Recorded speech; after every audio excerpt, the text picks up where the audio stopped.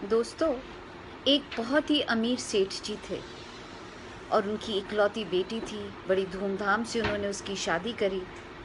लेकिन किस्मत ऐसी कि उसका जो हस्बैंड था, उसकी बेटी का हस्बैंड था, वो बहुत ही जुआरी और अय्याश किस्म का आदमी था।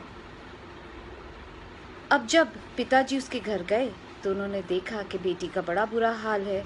उसने आके अपनी बीवी को बताया तो उसकी बीवी ने कहा कि सेठ जी, आपके पास तो इतने पैसे हैं, आप क्यों नहीं मदद करते बिटिया की। तो सेठ जी ने कहा, जब उसके भाग्य में होगा ना, मदद खुद ब खुद उस तक पहुंच जाएगी। और इसी तरीके से कुछ दिन बीत गए। एक दिन दामाद जो थे, सेठ जी घर पे नहीं थे, तो वो घर पे सास को मिलने के लिए आए। तो सास ने मन में सोचा कि क्यों ना इनडायरेक्टली अपनी बेटी की मदद कर दी जाए। उन्होंने शुद्ध घी के 5 किलो लड्डू मंगवाए और उन लड्डुओं के अंदर उन्होंने गिन्नियाँ छुपा के और वो जो था उनका दामाद था उसको दे दी कि ये मेरी बिटिया को हमारी तरफ से देना। अब दामाद घर से निकले और वो तो जिस किस्म के इंसान थे, उन्होंने सोचा कहीं ना कहीं से पैसे कमाए जाएं।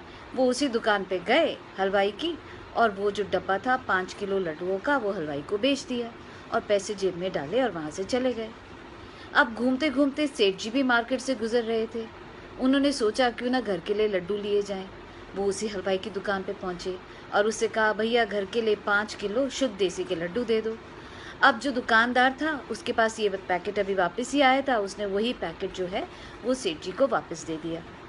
सेठ जी घर आए और जब लड्डू खाने की बारी आई तो लड्डू मुंह में डाले तो उसमें से गिनियाँ निकल आईं। और उनकी जो वाइफ थी, उन्होंने जब सारे लड्डू फोड़े तो सबके अंदर गिनियाँ, और उन्होंने अपना सर पीट लिया कि अरे, ये तो मैंने दामाद को दिए थे बिटिया को देने के लिए, ये यहाँ कैसे पहुँच गए। तो सेठ जी ने कहा, मैंने तुम्हें कहा था ना, वक्त से पहले और किस्मत से ज़्यादा किसी को नहीं मिलता। दोस्तों, एड़ी चोटी का जोर लगा लीजिए, लेकिन अगर वक्त सही नहीं है और किस्मत में नहीं है तो शायद वो चीज़ आप तक पहुंच नहीं पाएगी। और अगर आपकी किस्मत में जो है, आप कुछ भी कर लें, कोई इंसान उसे आपसे छीन नहीं सकता। इसके बारे में ज़रूर सोचिएगा दोस्तों।